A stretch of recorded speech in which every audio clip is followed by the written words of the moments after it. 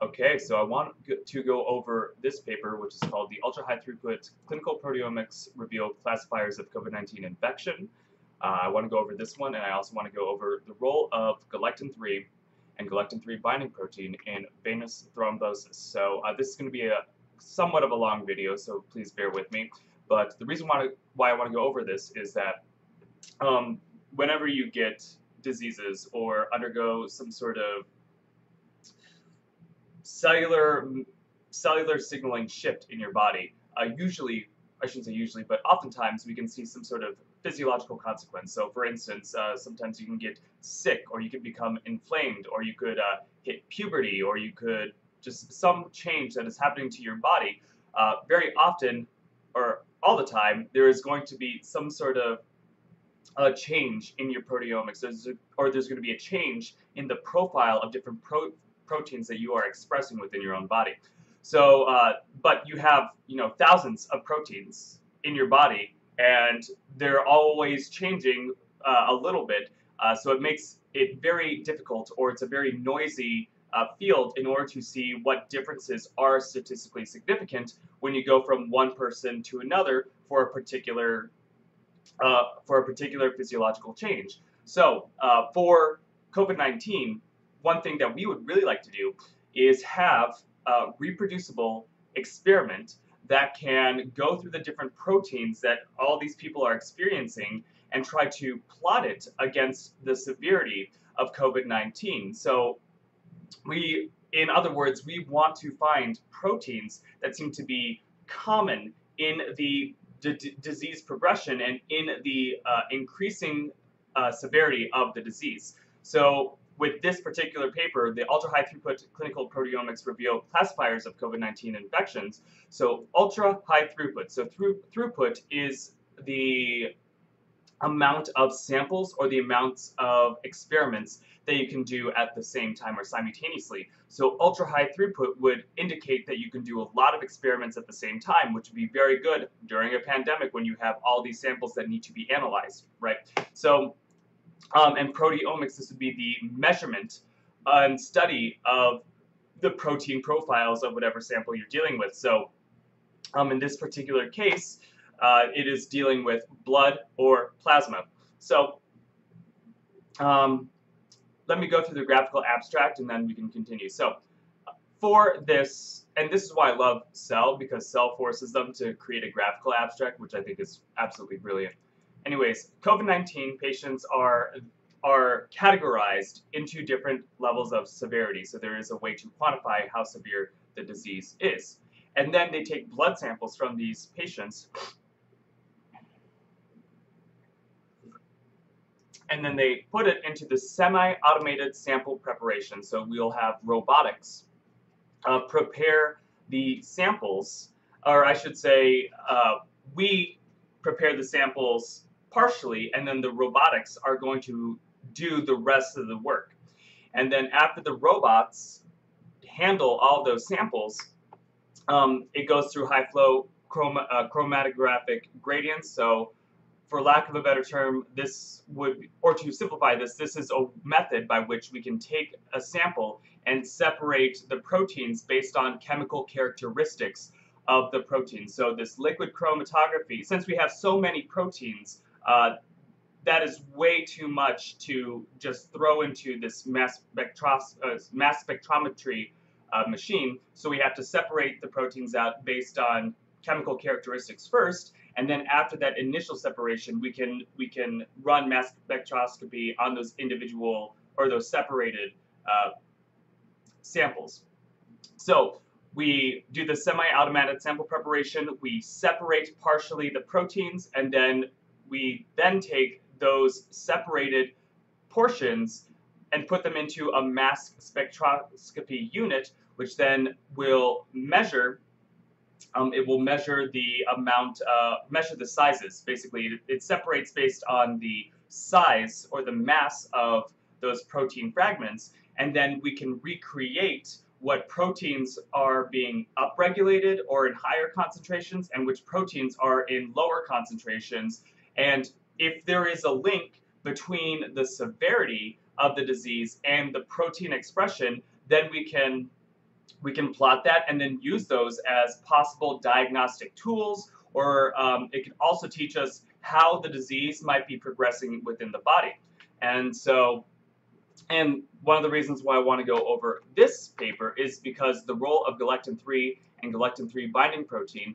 Well, Galactin-3 binding protein was one of the proteins that they discovered here that ended up being upregulated in the severe COVID-19 patients. So as you had more Galactin-3 binding protein, you ended up having a more severe outcome of contracting SARS-CoV-2. Now, granted, this doesn't mean that Galactin-3 binding protein is causing the problem, but it could be, it's just correlated with the problem. So it could be serving a protective role, or, I mean, granted, in this paper, Galactin-3 binding protein is associated with blood clotting.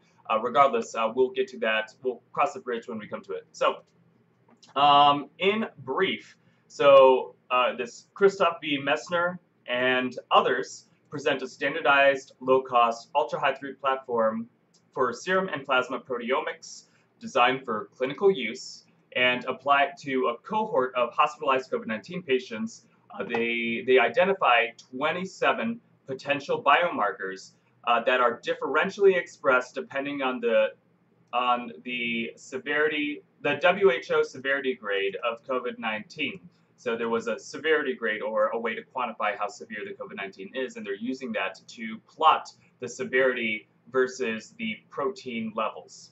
So here are the highlights. A standardized ultra-high throughput clinical platform for serum and plasma proteomics. This platform enables high-precision quantification of 180 proteomes per day at a low cost. So that's important. Low cost is great, and high throughput, or being able to do a lot of proteomes, is phenomenal. So there are 27 biomarkers which are differentially expressed between the WHO severity grade for COVID-19. So these biomarkers, these are the proteins that are being either up or down regulated based on how severe their COVID-19 is.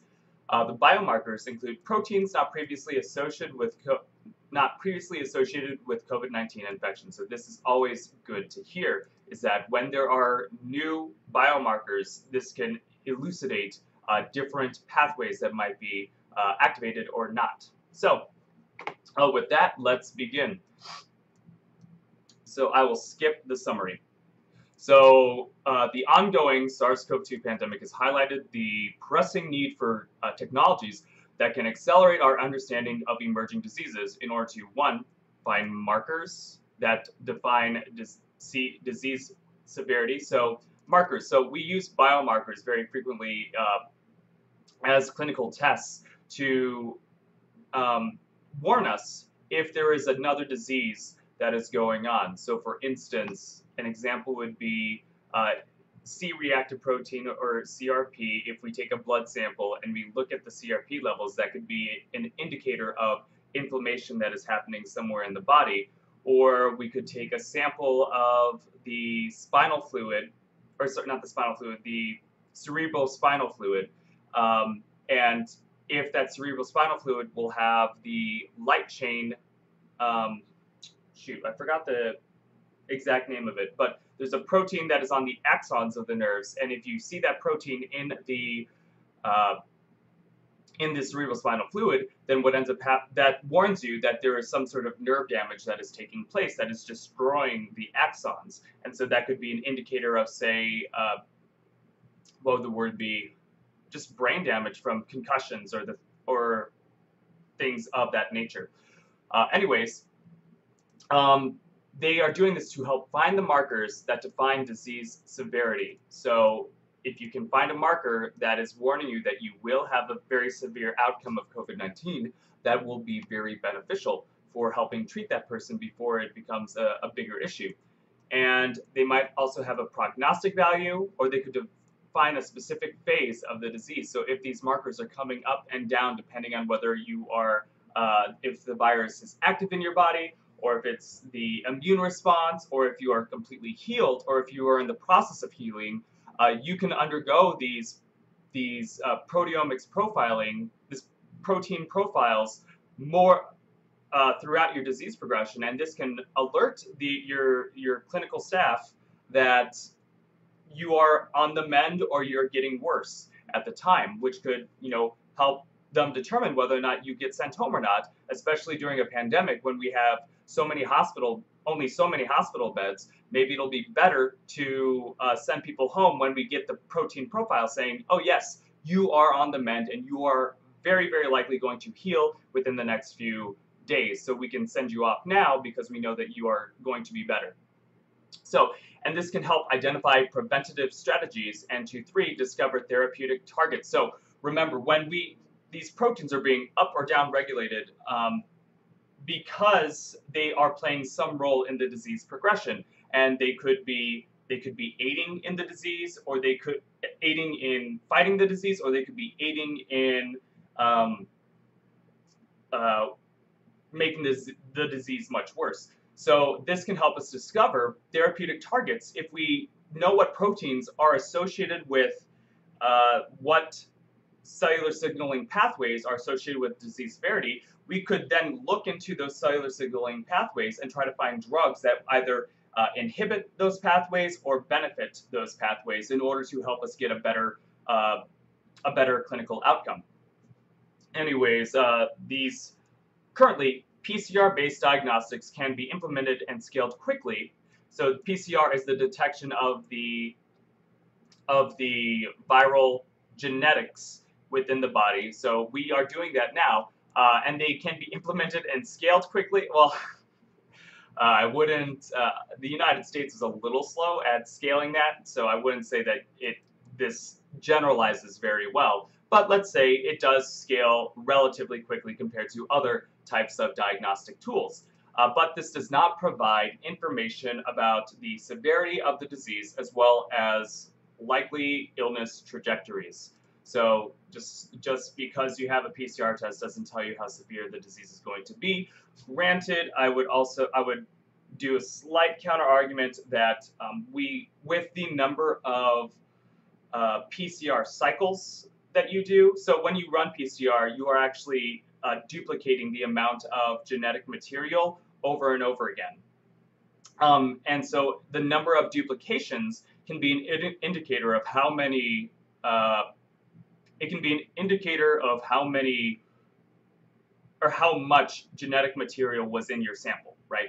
And so if you had a lot of genetic material in your sample, that could theoretically be correlated with disease severity. So if you do run PCR and you keep track of the number of cycles you have to do, that can tell you that there's a lot of this viral genetic material, and therefore you might theoretically have a more severe disease. However, that is probably going to be very difficult to quantify, especially since whenever you're dealing with exponential functions and exponential growth, the noise can also grow exponentially, and it could be difficult to quantify that.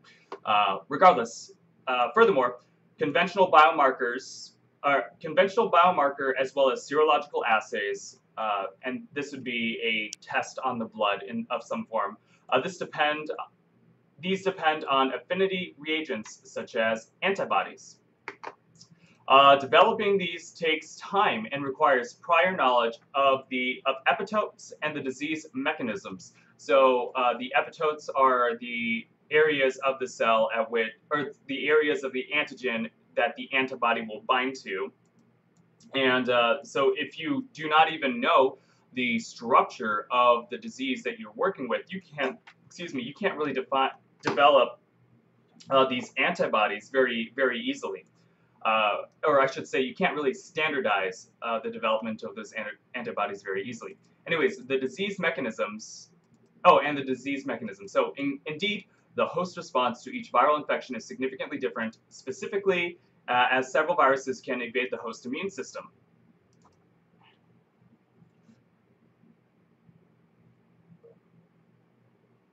Yep, and it seems like the coronaviruses are extremely good at doing that. So each novel infective agent requires a new assessment of host response, as well as requires a unique set of biomarkers for predicting disease trajectories. Mass spectrometry, or MS-based proteomics does not depend on affinity reagents and can be set up in an untargeted fashion, such that it does not depend on prior knowledge of the disease. So this is a technique. So with some of the serological assays and with some of the biomarker assays that we do, this really depends on already having experienced a disease in the past and knowing how those biomarkers change, right? So knowing all this information takes time, right? It takes research. It takes many, many samples to try to drown out the noise with an actual signal. And so doing these experiments, takes so much time, and you do not have time in a pandemic. You do not have all this extra time to do this. So we need to find ways that are generalized, or we need to find techniques that are generalizable. So mass spectrometry is a generalizable technique. It takes a sample and runs it through chromatography, and then it runs it through mass spectrometry, and that does not require prior knowledge of how the disease functions. And it could work on many different diseases. So this is why they are searching, or at least going this route to develop this mass spectroscopy technique. Anyways, it can deliver substantial amounts of clinical and biological information from accessible biological material such as blood plasma or serum. So this is nice because, you know, some techniques will require difficult or very invasive strategies, but if you can do these tests with just blood plasma, that's very easy. Just prick a finger and you're done. Anyways, the MS-based proteomics hence has the potential to become an ideal technology to be applied in situations when rapid responses are required. Currently, MS-based proteomic workflows are well established in research laboratories where they are routinely used for biomarker discovery and profiling.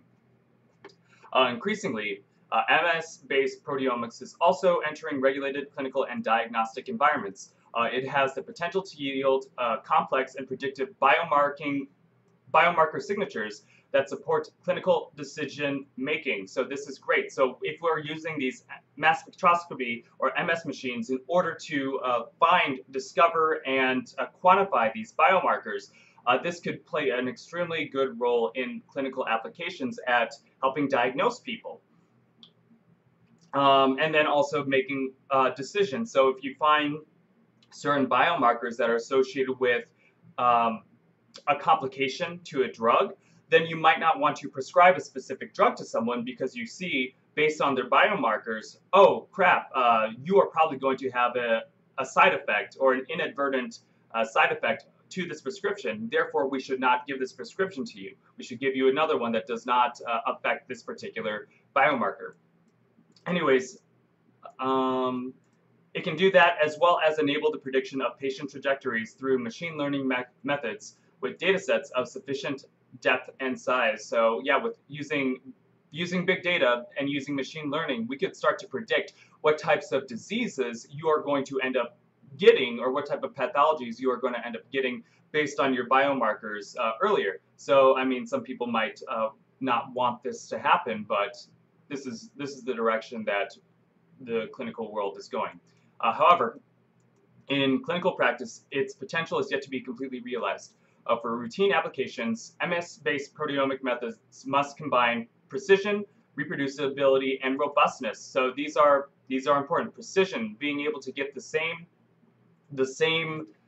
signal multiple times without a lot of noise. This is very, very important. And you know, historically, sometimes you can get, if you don't prepare your samples correctly all the time, then you could have a lot of noise, right, or more noise than you would normally expect. So we want the precision, reproducibility, and the robustness. So even if someone is untrained, even if you have a lab tech that's I'm not going to disparage low-ranking lab techs because they play a very, very important role. But like, let's say you have an intern that is doing these experiments, right? You would want the least educated, the least expertise people within your department to be able to run these experiments, and then you can trust that the results that they give you will be comparable to the results that the most a meticulous clinical scientist would ever give you as well. So yeah, let's continue. And you want to do this at a low cost, right? With high throughput, which means you can run a lot of experiments simultaneously, or more in a short period of time, and such that results can be routinely compared within and between clinical studies and laboratories. So you want it to be reproducible so that in one clinic you are going to get the same results from a different clinic, and then you can pool samples together when you do that, when you have that type of reproducibility. Anyways, these requirements might necessitate a compromise with proteomic depth, which has often been a key objective of proteomics in research settings, but which has been, in turn, often achieved through long measurement times and high costs. So the proteomic depth, I would believe, would be the number of different proteins that you're working with. I'm not exactly sure.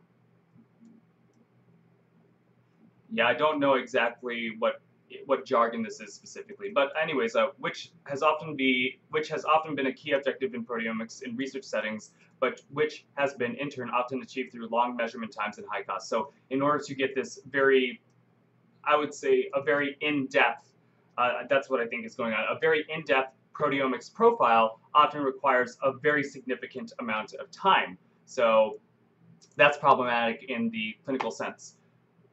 These requirements might necessitate a compromise with proteomic depth, which has, so a further hurdle is that current MS-based proteomic workflow requires, partially due to their dependency on chromatographic flow rates in the range of nanoliters or low microliters per minute, this requires a high level of knowledge to achieve the level of necessary robustness for implementation in the clinical laboratory. So going back to this image right here, this is this would be one of the profiles that the chromatography would give you. So through this liquid chromatography. So when you have this, when you run this machine to separate based on chemical properties of the proteins, you need to basically tweak parameters in order to get your nice signal or a nice separation.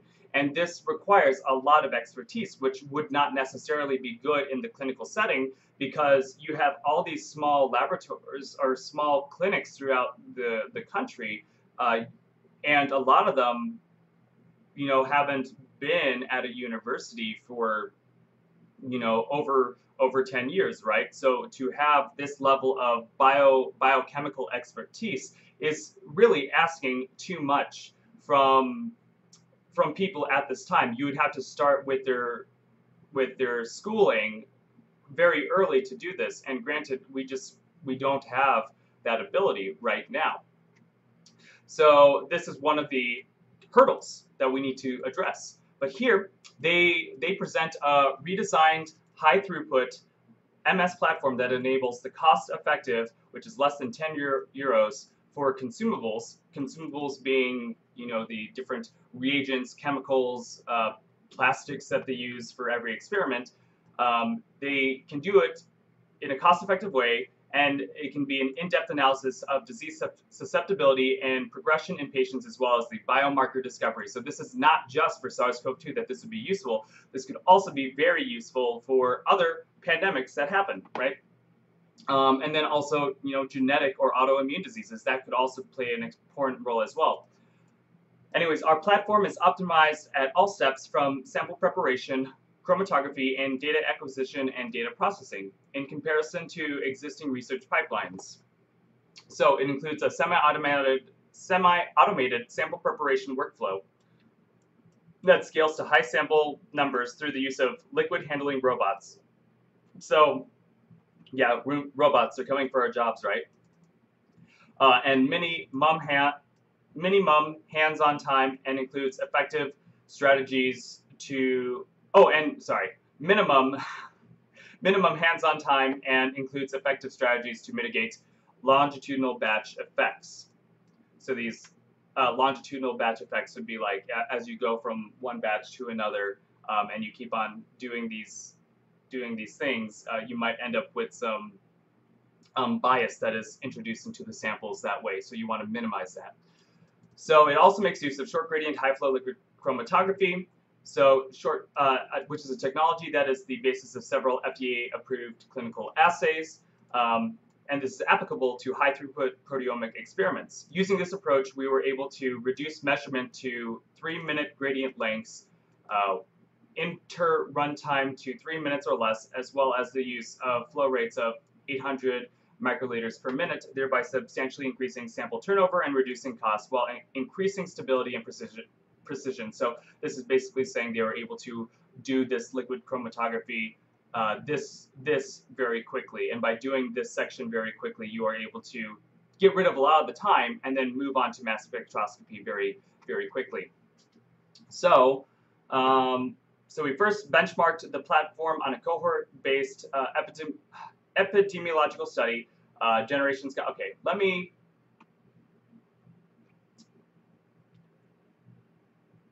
okay, so I'll start here. So our analysis associates several proteins with COVID-19 severity that have not been previously associated with the infection and the host response. So these are the alpha-1b glycoprotein, also known as A1BG, the beta and gamma-1 actin, which, monocyte differentiation antigen, and lipopolysaccharide coreceptor C14. So this might become in handy because I believe C14 can bind, I believe it can bind, oh, what's it called? Galactin 3, but I'll keep on going. So lipopolysaccharide binding protein, also known as LBP, and then there's also this Galactin 3 binding protein, also known as LGAL-S3BP. So this Galactin 3 binding protein, this is not Galactin 3, which is Galactin 3 is a lectin, so it binds to certain carbohydrates and sticks to certain carbohydrates.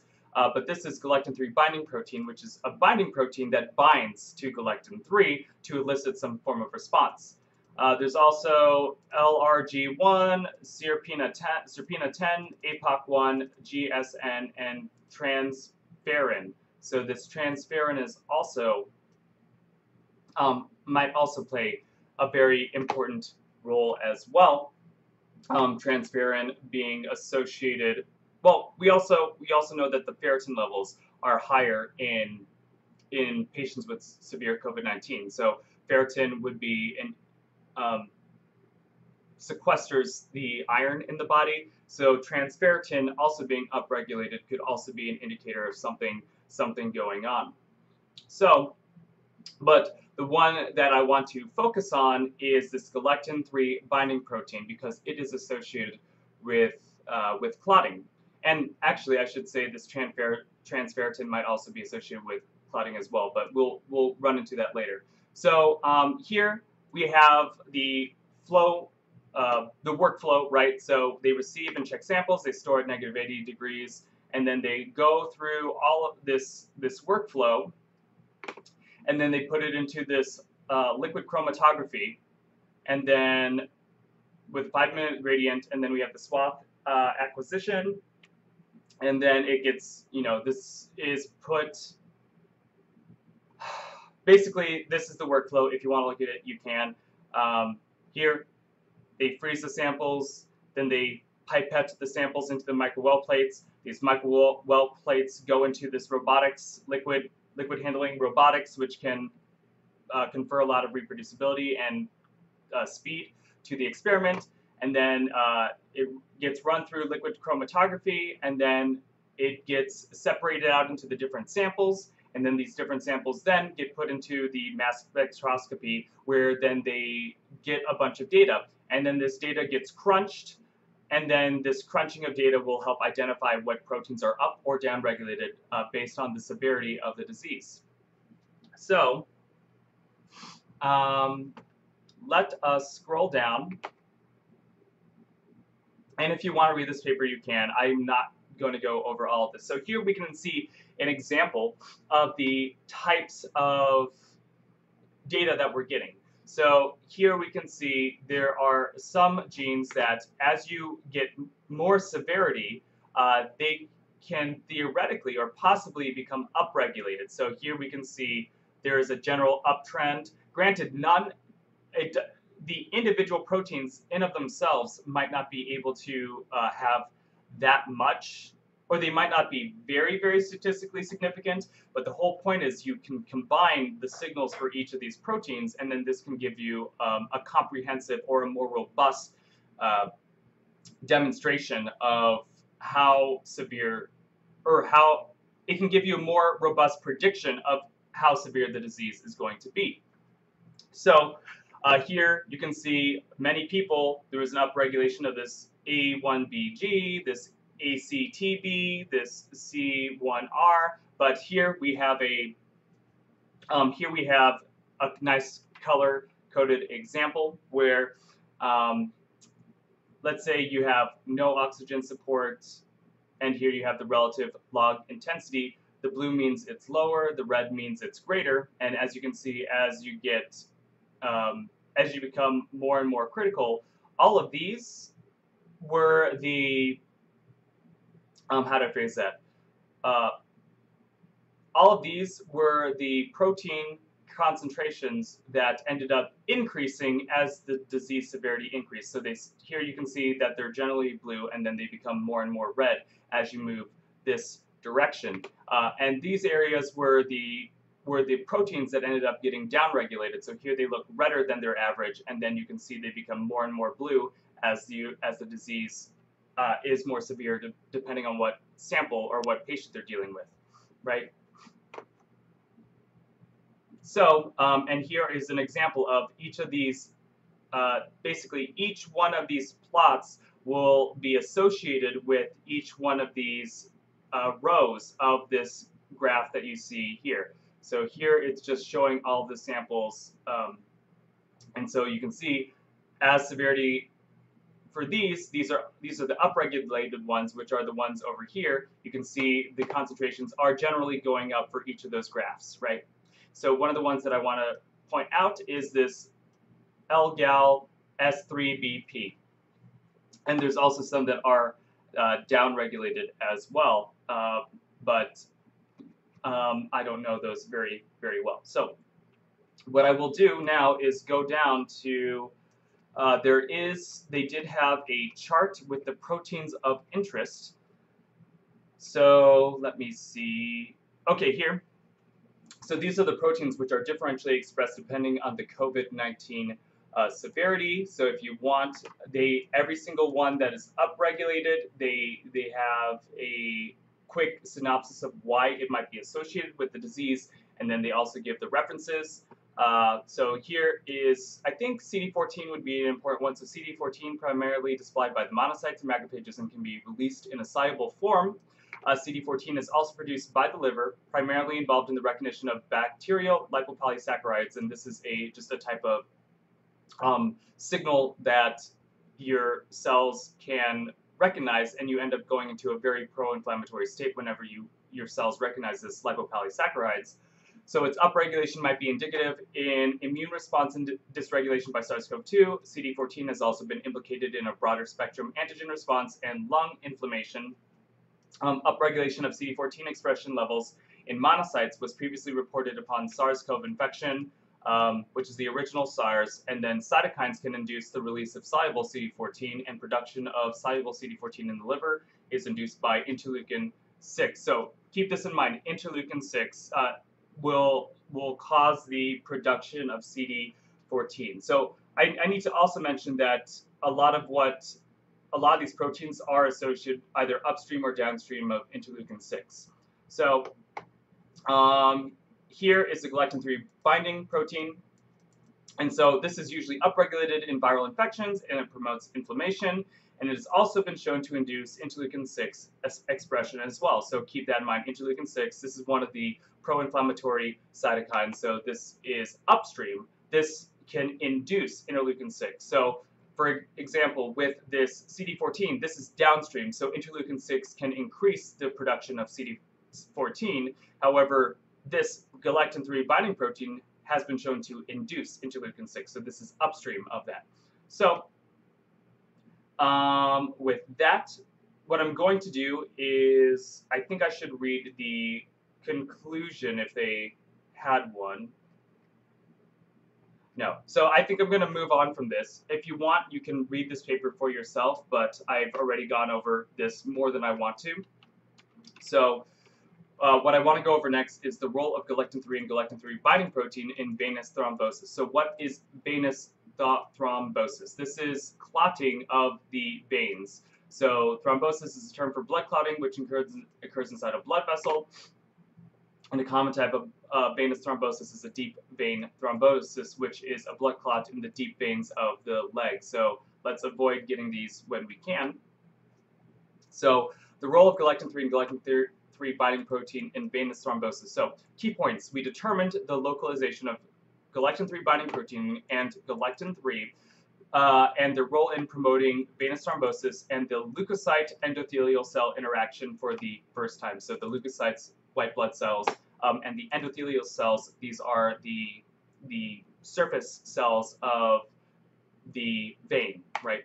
And then Galactin-3 binding protein and Galactin-3 have the potential to be used as targets for future venous thrombosis therapies. So here's the abstract. So Galactin-3 binding protein, and I'm going to look up the Wikipedia of this just so that you have an idea of what is going on. So this is the example of Galactin-3 binding protein. So it's a small protein and it can interact with Galactin-3. And then this is Galactin-3. So this is Galactin-3. It's a decent sized protein, 30 kilodaltons, and it contains a carbohydrate recognition binding motif, also known as a CRD, of about 130 amino acids, and it enables the specific binding of beta-galactosides. So beta-galactosides, galactose, you might have heard of it. It's one of the sugars that make up lactose, the milk sugar, right? So galactosides are galactose, which has been added to proteins or other components as well. So galactosides are recognized by Galactin-3, and the other galactins will also bind galactosides. However, this is specific for the beta-galactosides, and that would be basically the angle of which it's binding to whatever protein it's attached to would determine whether or not it's beta or alpha. Regardless, Galactin-3 is also a member of the beta-galactosidase binding protein family, plays an important role in cell-to-cell adhesion. So adhesion, that's important to keep in mind. The cell matrix interactions, the macrophage activation, which is the white blood cell that does a lot of the phagocytosis or eating of the debris. Angiogenesis, which is the production of new blood vessels. Metastasis, which is when cancer sort of spreads from one part of the body to others, and apoptosis, which is when a cell decides to kill itself. So, knowing that, let's go back to this abstract. So we have the Galactin-3 binding protein, also known as Gal3BP, and Galectin, Gal3. These are secreted proteins that initiate signaling cascades in several diseases, and recent human proteomic data, the study of the protein profiles of humans, this suggests that they may play a role in venous thrombosis, also known as VT. We hypothesize that Gal3BP and Gal3 may promote venous thrombosis. Using a mouse status model of venous thrombosis, we found that Gal3BP and Gal3 were localized, co-localized on the vein wall, and red blood cells, platelets, and microparticles and whereas leukocytes expressed Gal3 only. So leukocytes, these white blood cells, are only producing Gal3. They're not producing Galactin-3 binding protein. They're only producing Galactin-3. Anyways, Gal3 was dramatically increased during early venous thrombosis, and Gal3BP and Gal3 co-localized in the leukocyte endothelial cell interface. So where the leukocytes, or these white blood cells, are touching the endothelial cells, there is co-localization of the Gal3 and the Gal3 binding protein. Anyways, thrombus size correlated with elevated Gal3 and interleukin-6 vein wall levels. So this is important to look at interleukin-6. So this is one of the pro-inflammatory cytokines that appears to be very greatly upregulated in COVID-19, severe COVID-19 patients. And this increased level of interleukin-6 seems to be correlated with the Gal3. I should say the thrombosize correlates with the elevated Gal3 and interleukin-6. So the thrombosize is associated with this, and the thrombosize is correlated with this as well. Anyways, recombinant Gal3 promoted venous thrombosis, so adding more Gal3 to the system promoted venous thrombosis and increased vein wall interleukin-6 mRNA. So the more Gal3 that you have, the more interleukin-6 that we are seeing. So although recombinant Gal3 restores the venous thrombosis size in the Gal3 negative mice, so we take mice that are mutated in that, or they're mutants in that they don't have any natural production of Galactin-3, we can recombine it with Galactin-3, and this restores the venous thrombosis in that mouse. However, it had no effect on the interleukin-6 negative mice. So if you have interleukin-6 negative mice, you give them and also I need to read further, but they might also be Galactin-3 negative. But if you give them Galactin-3 or restore their Galactin-3 ability, it has no effect if you are interleukin-6 negative. So this is indicating that whatever function Galactin-3 is promoting in venous thrombosis, it requires interleukin-6 for it to work. This is suggesting that Galactin-3 and the Galactin-3 binding protein, this interaction promotes the venous thrombosis through interleukin-6. Moreover, significantly fewer activated neutrophils were present in the Galactin-3 negative vein wall. So if they were negative, you did not see these activated neutrophils, which are they're a type of white blood cell that are granulated. So they're the most abundant type of granulocytes, which the granulocytes are the white blood cells that have these little granules inside of them, and these granules will have different types of chemicals that are within them, so that when they get the activation, they release these granules into the environment in order to signal to other cells what to do. So there are significantly fewer activated neutrophils in the mice that were Galactin-3 negative in their vein walls. So in a group of human patients, elevated circulating Gal3 binding protein correlated with acute venous thrombosis. So in conclusion, the Gal3 binding protein Gal3 play a critical role in the venous thrombosis, likely through interleukin-6, and the PMN. This is the neutrophil, right? So the neutrophil-mediated thrombotic mechanisms, and may be a potential biomarker in the human venous thrombosis.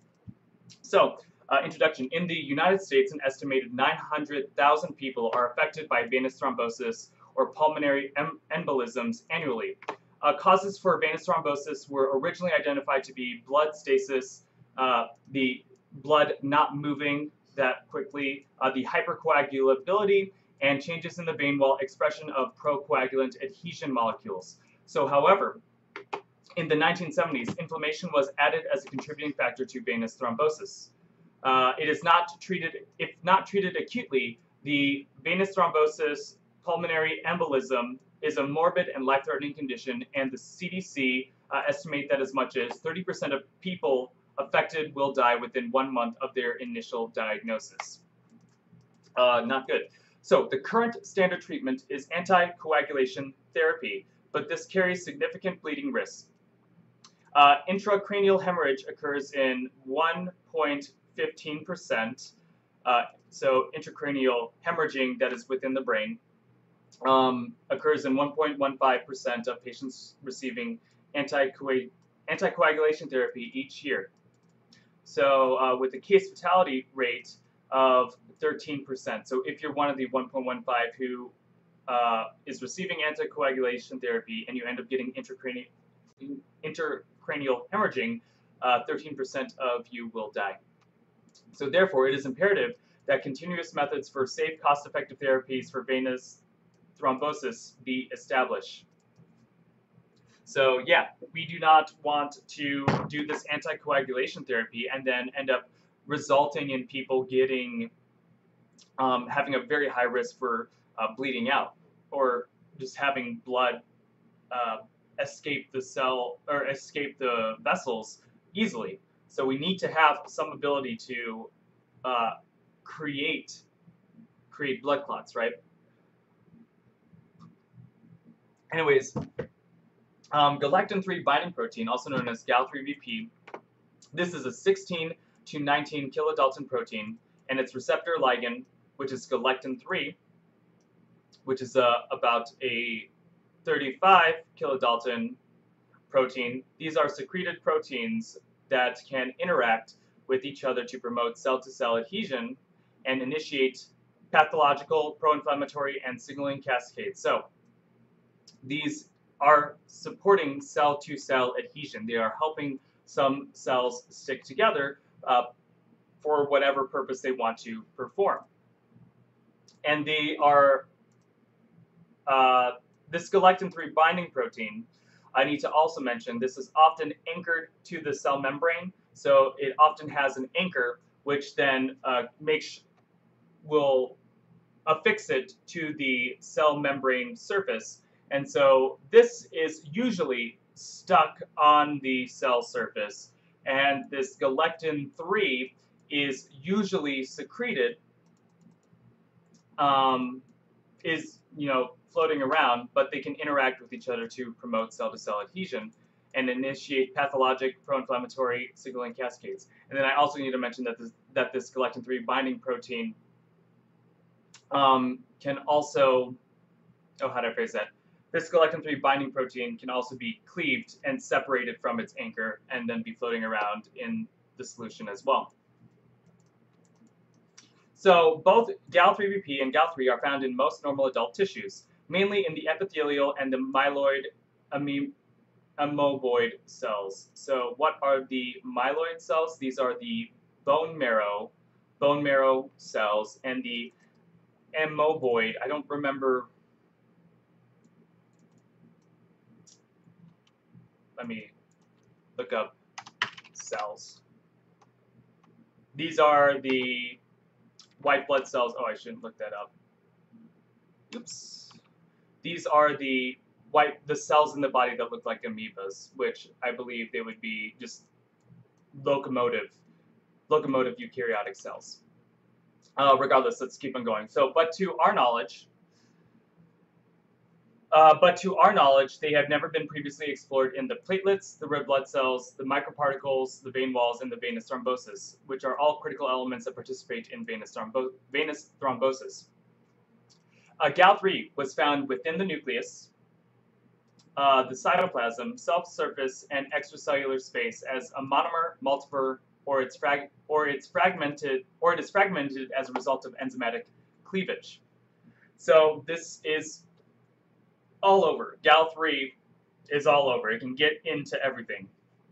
Gal3 multimerization is known to have physiologic consequences, such as enhancing the ability for Gal3 to facilitate cell-to-cell adhesion. So Gal3 is able to form these clusters of Gal3, and this clustering of Gal3 is probably associated with being able to create complexes that can hold cells together somehow.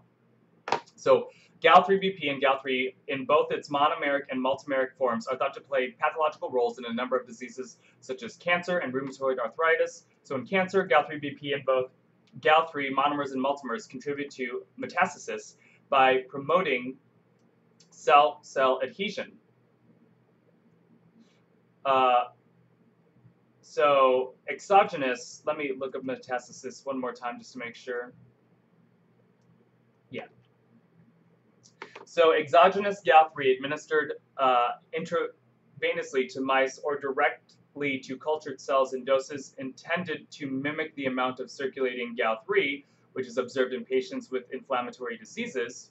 This induces the secretion of interleukin-6, CCL2, and let me,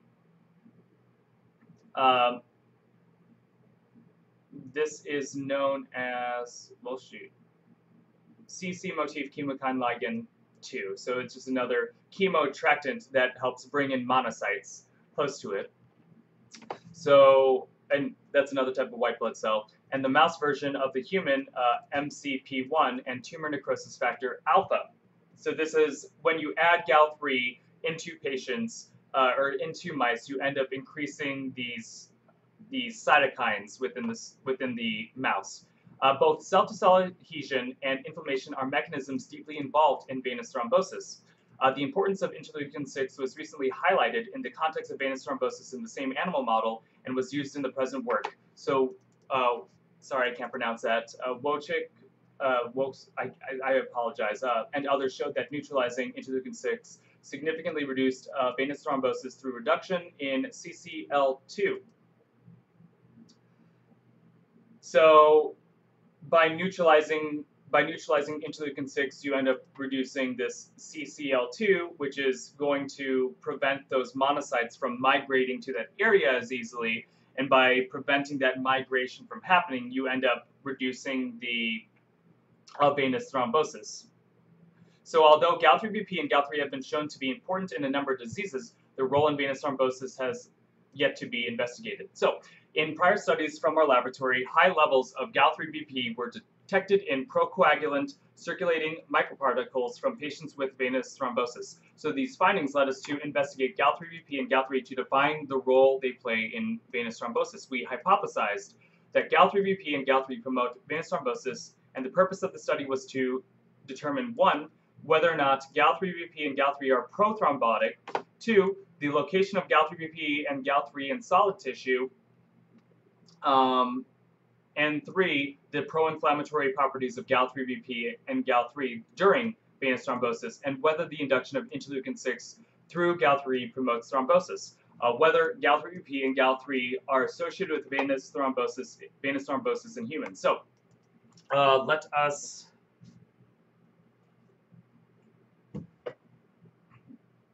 begin. So they have the methods. They have their male mice, and I believe this is a strain that easily gets venous thrombosis. So they have this strain of male mice, and they also had wild type and Gal3 knockouts and interleukin-6 knockout mice. So by they were removing certain genes in some of them, and some of them were wild type. So they did surgery on them in their inferior vena cava, which is the vein that is near the heart, if I remember correctly. So yeah, the inferior vena cava. So this is the vein that is taking blood into the heart from the body. So it needs oxygen, so it's getting to the heart so that it can be pumped to the lungs. So there is that. And then they did surgery on the inferior vena cava, which has sometimes, and which would either have or not have venous thrombosis. And then they did, when they are doing their experiments, they need to use, or when they're doing the microscope slides, they use fluorescence, and this fluorescence uses antibodies with fluorescent tags on them in order to see the protein of interest in their microscope slides. So they did Gal3BP antibody treatment, and they also did Gal3 treatment, which is another, mice received 1 dose of human recombinant Galactin 3, so there's that as well. And this is the human recombinant Galactin 3, which is diluted in saline. So if you wanted to inject Galactin 3 into these creatures, you can. And then they harvested their blood, and then they isolated the platelets, the microparticles, and the white blood cells. They did a Western blot analysis, which is studying the proteins that are being synthesized, or the proteins that were in the serum samples. And you separate them so that you can help quantify which proteins are there and which are not. And then they did histology. So for the immunofluorescence, so basically for when they're doing their microscopes, they need to use antibodies, and this is the histology. That's what histology is. So they use the antibodies to help fluoresce their proteins so that they can see their proteins in their microscope slides. So yeah, they did the immunohistochemistry for the Galactin-3. They did the immunohistochemistry for the leukocytes, so those white blood cells. And then dry interferometry. I don't know. We're getting a little bit too technical. So statistics, and here are the results. So Galactin-3 is increased locally and systemically. So Galactin-3, which was the lectin that binds to galactose, galactosides, I should say.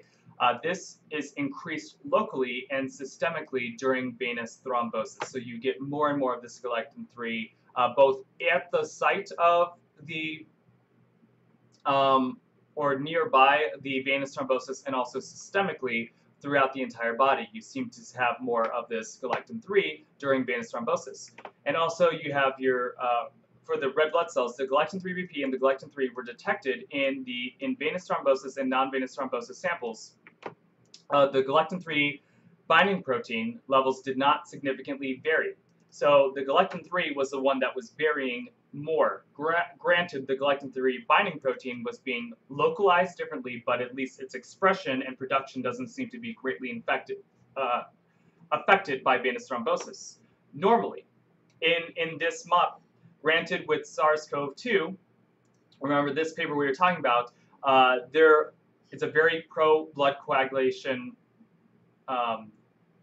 disease. Well, we seem to have a lot of this Galactin-3 binding protein, and it's increasing with disease severity, right? So there is a very large likelihood that that might be playing a role in thrombosis in COVID-19. However, in this other model of venous thrombosis, this Galactin-3 binding protein is not being expressed that much higher.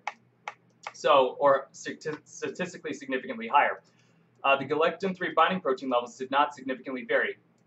So a faint 100 kilodalton band was detected in all samples on the Galactin-3 binding protein blot, Western blot. This may represent a conjugated form of Galactin-3 BP or Galactin-3 BP or Galactin-3 BP in association with another protein, and they didn't show this data, unfortunately. There were multiple bands, which were also observed in the Galactin-3 blot. The Galactin-3 monomers, the multimer dimers, also known as Galactin-3 MD, and the degradation products, which are the Galactin-3Ds, these were detected in all samples. So beta-actin was used as a loading control.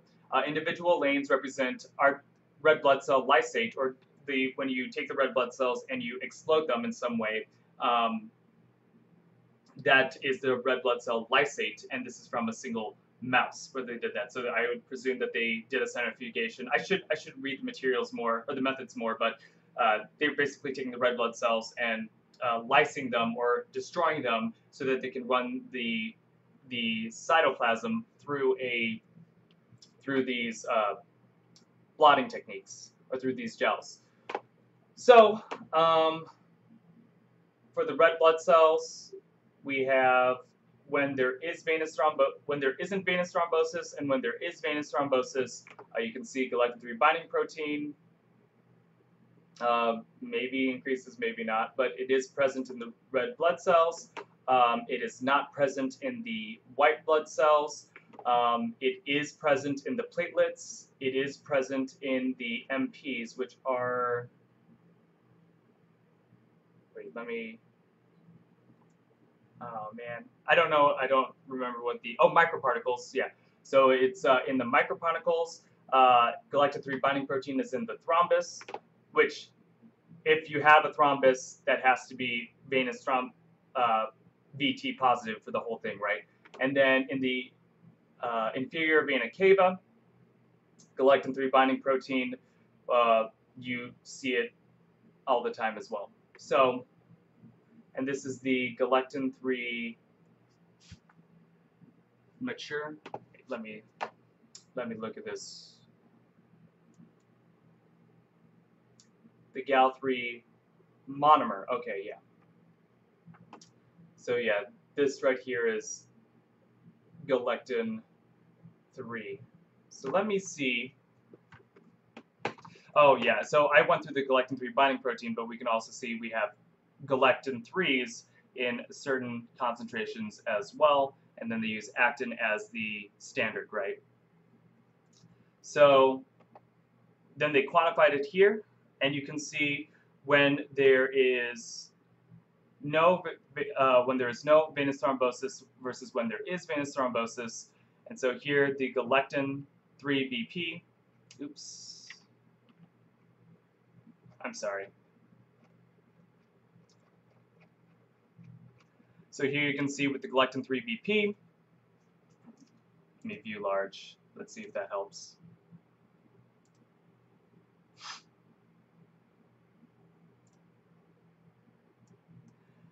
For the Galactin-3 binding protein, without venous thrombosis and with venous thrombosis in the red blood cells, it looks like they were pretty much the same. The Galactin-3 MD multimers, they seem to be about the same. Granted, I guess you could make the argument that they are different, but Galactin-3 monomers are about the same, and the Galactin-3 degradation products are about the same. So in the red blood cells, it doesn't appear as though there is significant changes in any of these proteins. With the white blood cells, though, it looks as though that there is pretty much no Galactin-3 binding protein in them. But with the Galactin-3, yeah, and then there's not a lot of the multimers in the white blood cells. You could argue that there's a little bit of an increase in both, but it doesn't seem very significant.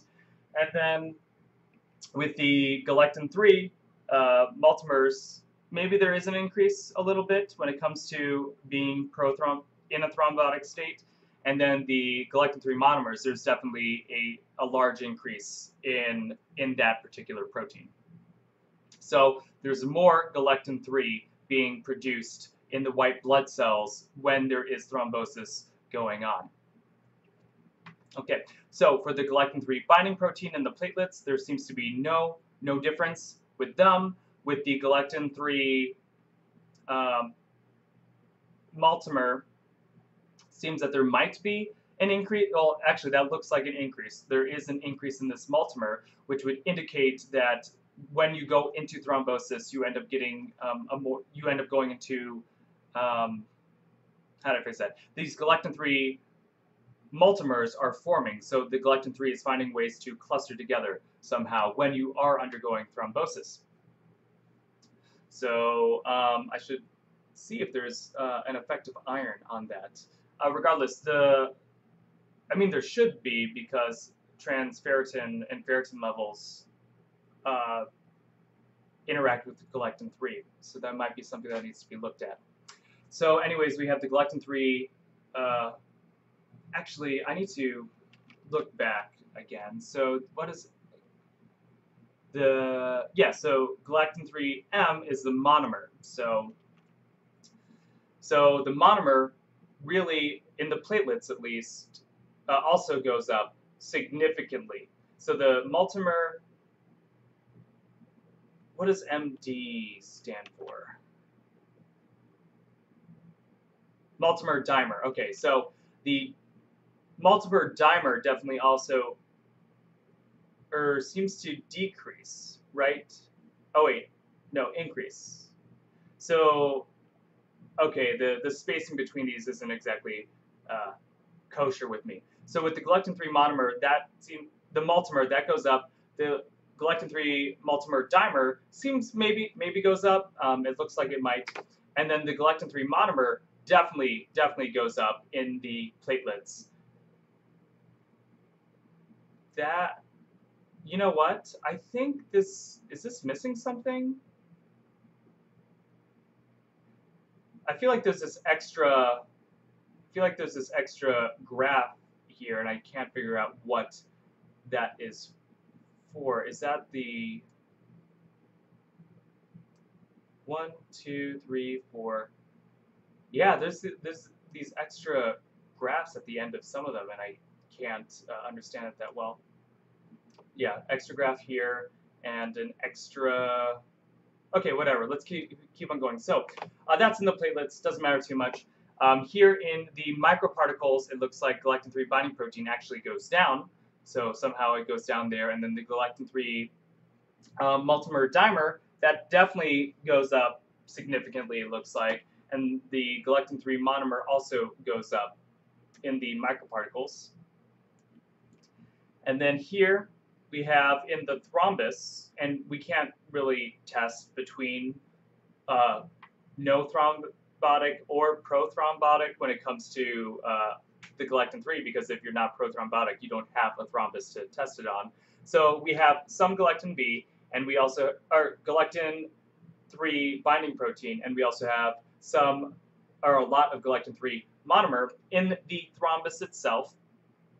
So not in the epithelium, and in the intravena cava tissue, or the inferior vena cava tissue, looks like we have no difference in the Galactin-3 binding protein, but it looks like there is a significant increase in the Galactin-3 monomer that's being produced. So with that, let's X out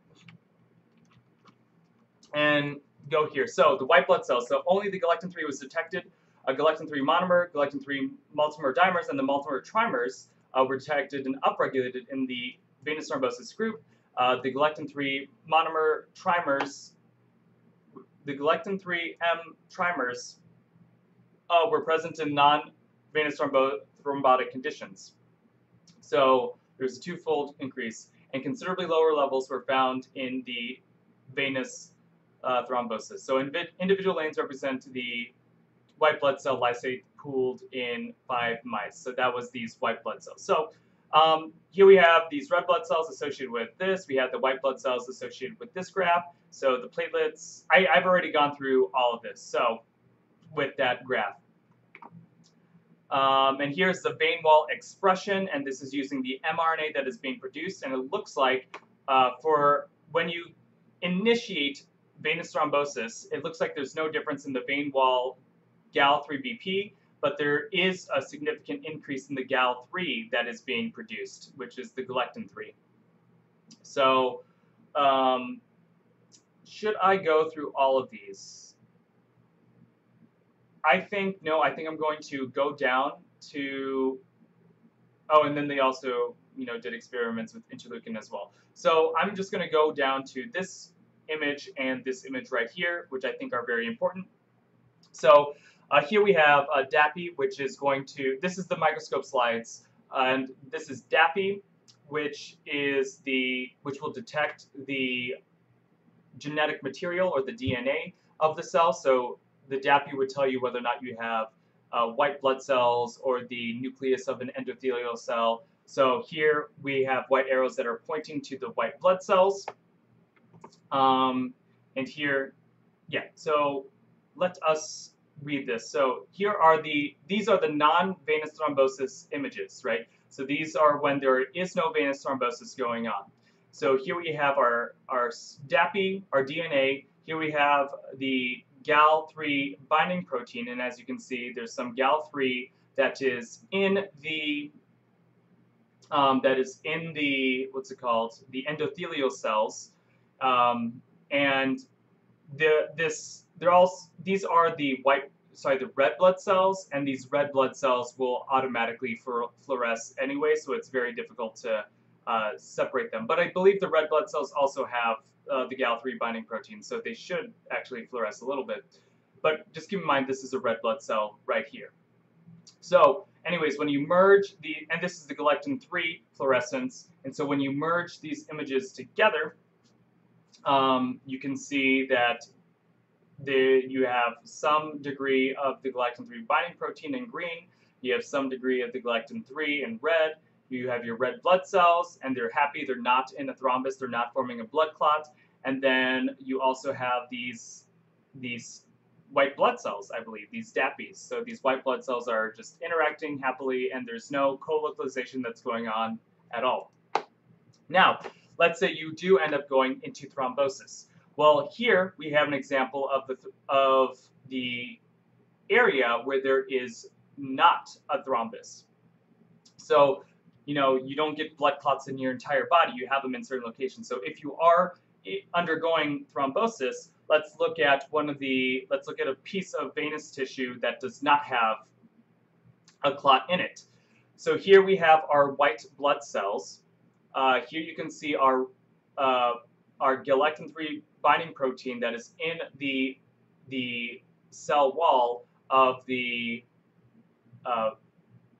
inferior vena cava of the IVC. So these are in the epithelial cells, and they are there as they were before, but it looks like it's upregulated, right? So here is the, wait, should it be upregulated? One second.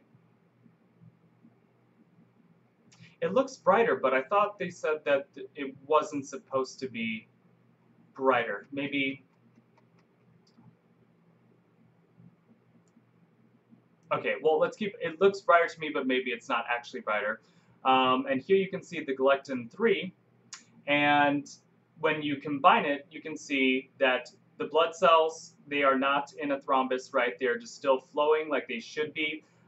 Here you have your white blood cells that are sticking to the cell wall like they usually do. So here they were also sticking to the cell wall to a degree, but here they're also sticking, but you know, there's no co-localization that's going on that's significantly different. What is different is that there is more Galactin-3 in this epithelial tissue, maybe or maybe not Galactin-3 binding protein. Okay, regardless. But this is an area that does not have a thrombus. However, it is prothrombotic. It's ready to become a thrombus, right? Here is a location where there actually is a blood clot. So here, this is a thrombus. I believe this would be the red blood cells that have formed a clot or caused the thrombus.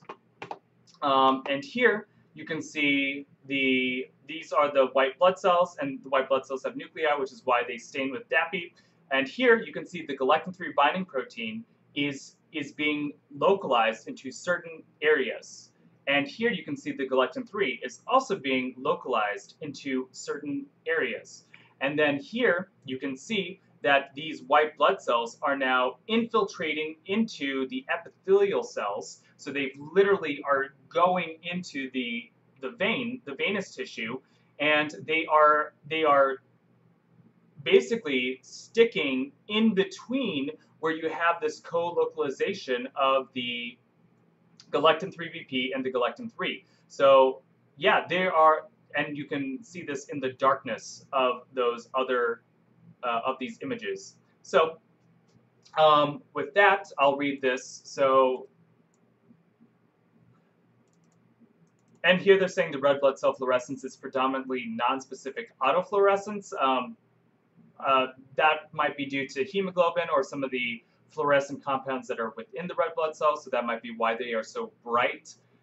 Granted, I wouldn't be able to tell you all of that. Regardless, the IVC lumen is indicated with an asterisk. So the lumen is the inside of the vein. So this would tell you that this is the side of the blood, and the other side of the endothelium would be the venous tissue itself. So you can kind of see that here. This would be the inside of the blood vessel, and this would be the blood vessel wall. Same thing here. This is the inside of the blood vessel, and this is the blood vessel wall. This is the inside of the blood vessel, and this is the blood vessel wall. So with that, let us go down to this figure 8. So this is where Galactin-3 binding protein and Galactin-3 mediates leukocyte interactions with the inferior vena cava. So the sockets distribution of the Galactin-3 binding protein appears to be interacting with Galactin-3 rich leukocytes. So remember, these leukocytes also have a lot of Galactin-3.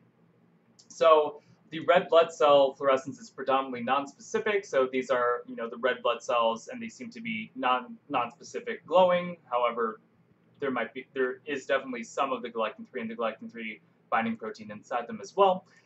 Anyways, the yellow arrows indicate white blood cell that is not attached to the vein wall, while arrows indicate Galactin-3 binding protein sockets in the vein wall are in A, E, and I. And then there are nuclear, those are nuclear DAPI stainings. BFJ, this is the Gal3 BP localization, which is done through this through that. You also have the CGK localization of Gal3, and then you also merge it in DH and L. So what do we see here? So this is the DAPI staining, and this would be an example of a white blood cell that is not interacting with the cell surface. So here we have the Galactin-3 binding protein, and here we have the Galactin-3, and this is the merged image, and here you have a leukocyte that's not bound to anything, and you have your red blood cells that are not really that bound to anything. And here we have the cell, or the walls of the vein. And you can see here that this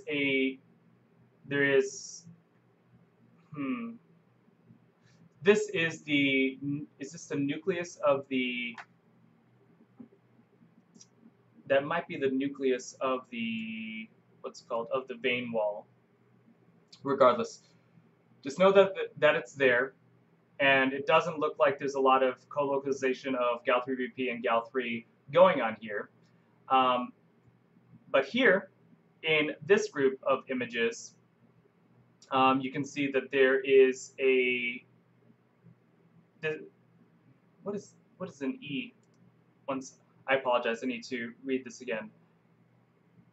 So white arrows indicate Gal3 binding protein sockets in the vein wall. Oh, okay, so here, I guess that makes sense. So here you can see this is the inside of the vein, and this is the how do I phrase that? This is the outside of the vein, if that makes sense, or the wall of the vein. And here you can see a white blood cell that's on the inside of the vein, and then here you have the Gal3BP that is forming this socket, or it's forming this area, and then the Gal3 is on, well, apparently it may or may not be, it should be co-localized, and then I think also this must be the white blood cell having some of that Gal3 on it, and those are interacting with each other. And then here we have another example where you have this co-localization of the Gal3 that is on this white blood cell that is interacting with these Gal3 binding protein sockets that are in the vein wall. So, I mean, it's really hard to parse all of that information, but we can just go to the discussion, and then I can ramble about why I think that this is important. So, Gal3 binding protein and Gal3 are known to play important roles in a number of pathological conditions such as cancer, infection, diabetes, arteriosclerosis, wound healing, asthma, and rheumatoid arthritis, but the role in venous thrombosis has not been defined. This study shows that Gal3 and Gal3 binding protein are associated with murine or mouse thrombogenesis, or the creation of the thrombi, or the blood clots, and that Gal3 and Gal3 binding protein interact at the thrombus vein wall interface. So, and that Gal3 might be contributing to thrombosis through pro-inflammatory interleukin-6 dependent mechanisms.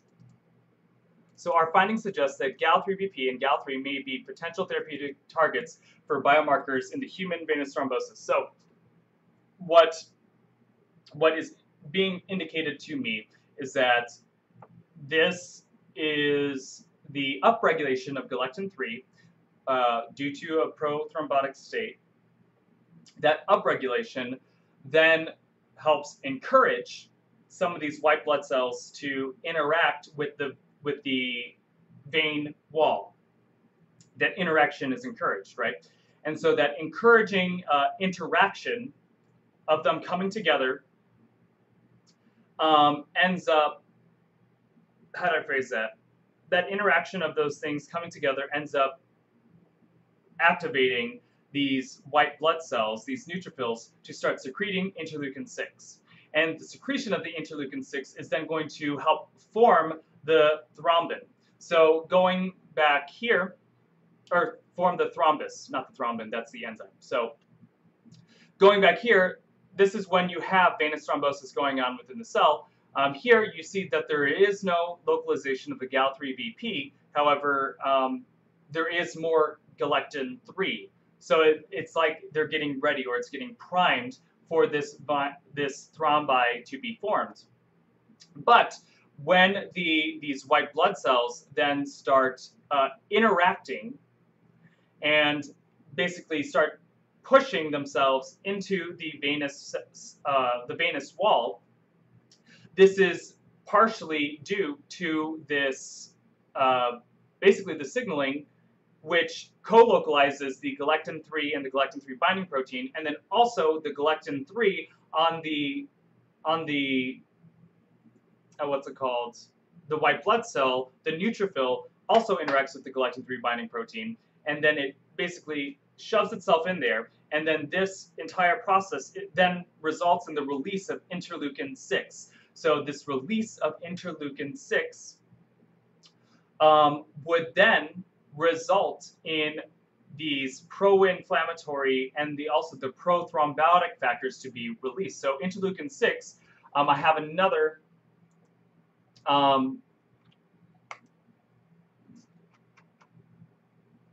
so this is a graph from this, it's called interleukin-6 and hemostasis. It's a pretty old, this is from 2001, so it definitely hasn't been updated, or it needs to be updated. Regardless, this is how interleukin-6 can influence blood clotting. So let's say you have injury or inflammation, or this, you could also say if you have your 3BP and if you have your Galactin-3 binding protein and your Galactin-3 co-localizing and causing the neutrophils to get into the cell wall or get into the venous wall, this can cause interleukin-6, which then will talk with the endothelial cells and talk with the platelets and then talk with the platelet plug and talk with the coagulation cascade. So this interleukin-6 would cause all of this stuff to happen, which then results in hemostasis or stopping blood, right? So that's how interleukin-6 would work. And if you want to know what proteins this would be acting upon directly, so interleukin-6 can influence tissue factor 7A, which would then influence factor XA, and then result in prothrombin, which is a thrombin is the enzyme that turns fibrinogen into fibrin. It's a protease, so it will cleave fibrinogen, and this cleavage of fibrinogen into fibrin would then allow the fibrin to coagulate, or the fibrin then polymerizes to create the blood clot. So thrombin will cleave fibrinogen into fibrin, which this causes the clot. So interleukin-6 can influence tissue factor 7A, which then creates this cascade, which basically creates the thrombin by cleaving prothrombin, and then I shouldn't say if it cleaves it or just causes it. I'm not exactly sure, but basically thrombin is being produced, and then you can get clotting. Interleukin-6 can also directly influence factor 8, and factor 8 can influence this cascade as well, and then also this VWF. It can downregulate protein S. So by downregulating protein S downregulates factor 8, and so this downregulation of protein S ends up upregulating factor 8 as well. So that's another way it can join this cascade. Interleukin-6 normally downregulates antithrombin, directly downregulates antithrombin. So if you downregulate antithrombin, then you get less antithrombin, which then allows for the thrombin to be more active. And then the interleukin-6 will also directly produce more fibrinogen, or cause the production of fibrinogen. And this is produced in the liver, if I remember correctly. It could be produced in other areas as well. But by producing more fibrinogen, you are then allowing or creating the conditions for more blood clots to form. So this seems to be to me, this seems to be making the most sense in the context of SARS-CoV-2. So SARS-CoV-2 seems to be causing a lot of blood clotting disorders. SARS-CoV-2 has a very high upregulation of Galactin-3 binding protein, it appears. And so it also has an upregulation of transferrin. So what I need to stress is that Galactin-3 binding protein and Galactin-3 and transferrin, those all can interact with each other. And I think most of it, I think I was reading,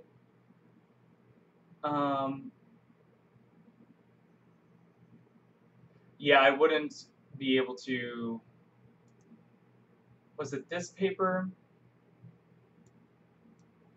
Intracellular trafficking for some. So this also came out, but I shouldn't go over this yet. I'm going to say that for later. Iron-induced. Okay. I'll go over these later. I also believe that there is a dysregulation of iron that's taking place, and by dysregulating iron, you end up getting a lot of interleukin-6 production as well. I think possibly the free iron might be causing the inflammation, which can cause interleukin-6, but then it get production. But I think it also could be working with the ferritin and the transferrin, which are both very high, highly expressed in COVID-19 patients. So all that might be playing a role in this procoagulant Galactin-3 binding protein Galactin-3 system. So yeah, so Galactin-3 is able to interact with transferrin. So this was the other review that I read, and I will probably go over that as well. Regardless, what I think is happening right now is in this particular thrombotic model, the mice did not have, they do not have the, what would the word be? Elevated levels of Galactin-3 binding protein. That's just not what they have. However, in COVID-19 patients, there seems to be a big increase in Galactin-3 binding protein. So what I am concerned of,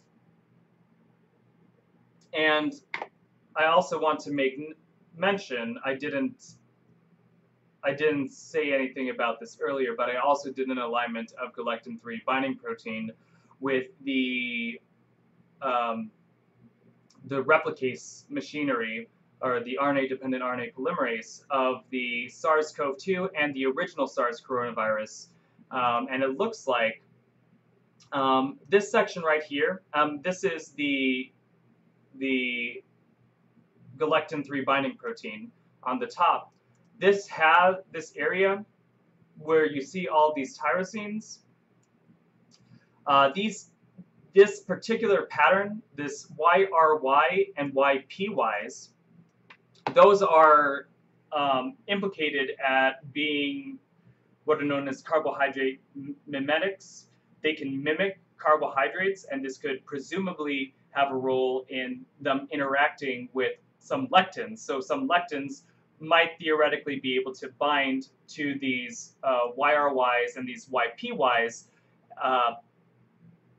thinking that they are carbohydrates when they aren't. So just keep that in mind. That is on the Galactin-3 binding protein. Whether or not this is playing a role with it binding, that these amino acid sequences are helping them bind to Galactin-3 binding protein, or Galactin-3, I don't know, but just know that this does imitate this could theoretically imitate a carbohydrate. And unfortunately, this is in an area that I don't believe there's a crystal structure for. Regardless, if you do an alignment, we actually, oh, and I'm going to go over another paper one of these days to also say that there actually is a cleavage site for the Galactin-3 binding protein somewhere in this area as well. So yeah, this is close to a cleavage site on Galactin-3 binding protein. So just keep that in mind, that that could actually be playing a role in producing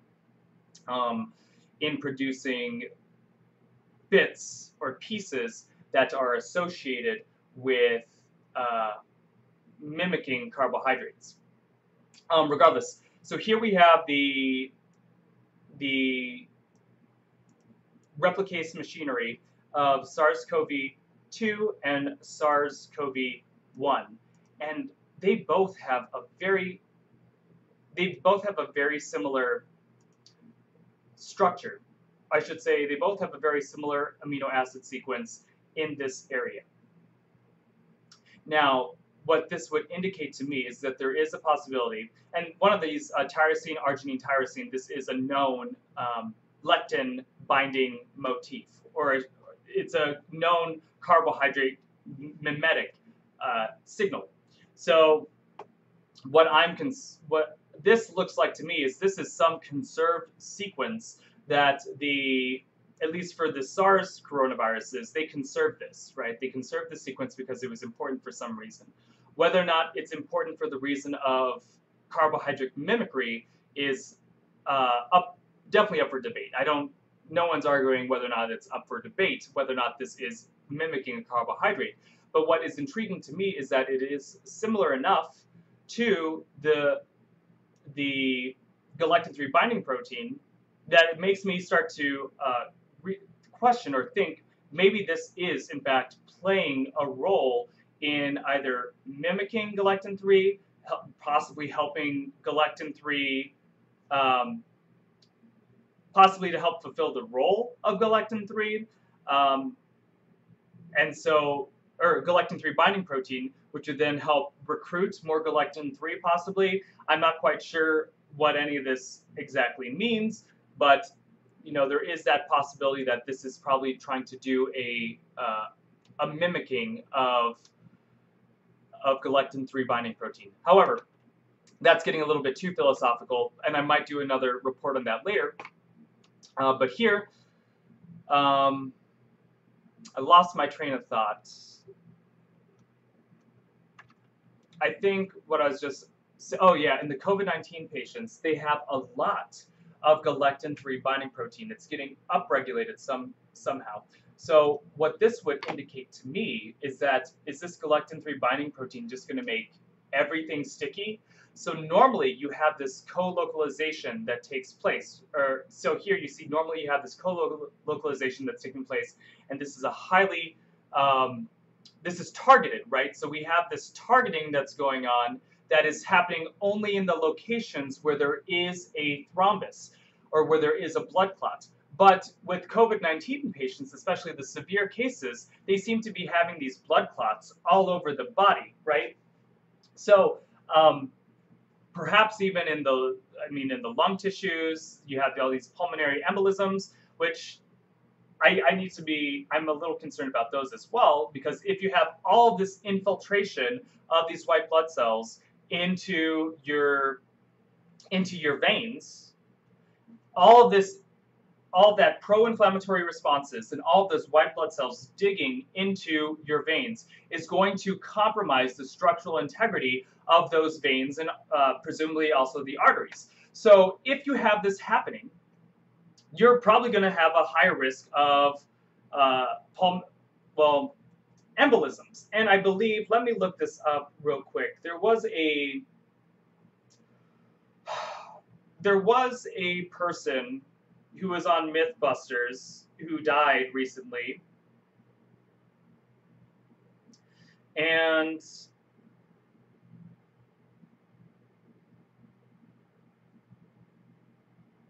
yeah, so Grant Imahara. So he died from an embolism of some form. Let me go through this just to see.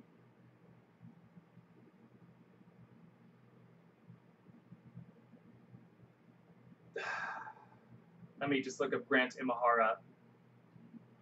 So Grant Imahara embolism.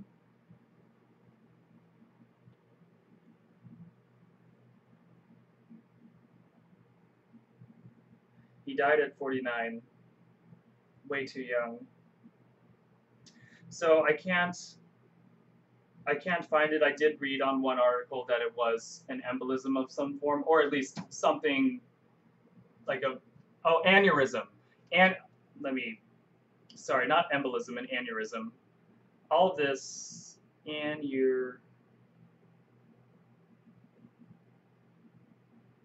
yeah, so he died suffering a brain aneurysm. So I'm concerned that these brain aneurysms would, if you have even small,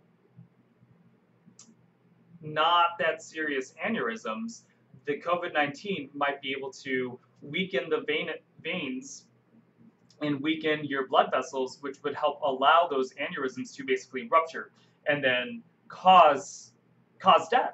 Where normally you would survive for much longer, but now death is knocking on your door much more quickly. So I mean, this man was living in LA, and I had a relative in LA who had also died from a brain aneurysm a week ago. So there is a large likelihood that the COVID-19 that is spreading, the community transmission, even if you do not show a lot of outward symptoms, it might be causing these aneurysms, and it might be causing these ruptures of your blood vessels from the white blood cells actually digging themselves into the walls of your vessels. This compromises their integrity, and then they release these pro-inflammatory cytokines, which also interrupts or disrupts their integrity as well. So I guess what I'm trying to say is this is going to be a lot worse than what we are making it. There is going to be a lot of death, pain, and suffering that was not even included in the people who just die right away. So what I'm imagining now is Galactin-3 binding protein. This is getting upregulated somehow. It is somehow just flooding the system. And by it flooding the system, it ends up promoting the white blood cells to basically interact with the Galactin-3 binding protein with their Galactin-3, and then this is helping cause these multimeric forms of Galactin-3 to form. And so by basically convincing all these white blood cells to dig themselves into the venous tissue, we are now releasing a bunch of interleukin-6 into the environment. And that interleukin-6 is going to help promote the prothrombotic cascade. And why is and to go back even further, why is Galactin-3 binding protein even getting upregulated at all in the first place? I guess my presumption is that there's probably a lot of, it could be things, biochemical reasons like this, where you have the replicase that is imitating some of the carbohydrates that basically mimicking the Galactin-3 binding protein, especially at sites that are relative at being, that are implicated at being carbohydrate mimetics, right? So this might be a possibility. It could also be a more basic chemical response where it could be the result of just simple iron dysregulation, where if you have too much iron in the body, that can also cause interleukin-6 production. So that interleukin-6 production being caused from iron, what method does iron cause interleukin-6 to be produced? Well, it might very well be through this this Galactin-3 binding protein expression, or the Galactin-3, or the transferrin, or the transferritin, or the ferritin, or the transferrin. That all of that might theoretically be playing some role in interacting with the Galactin-3 binding protein, which ends up downstreaming, causing interleukin-6 problems, which that ends up creating significant differential expression of a bunch of different pro-inflammatory proteins and cytokines. So that is what I just want to talk about right now, and sorry, it's a jumbled mess, so hopefully some people are able to parse it at least a little bit, but yeah, this is just what I'm concerned about right now, and hopefully we can utilize this knowledge to help develop some sort of treatment strategies that can help prevent more serious disease. So with that, I think I'm going to head on out, but thanks for watching, and hopefully I will see you maybe before the end of the day. I might actually get another video out. So have a good one.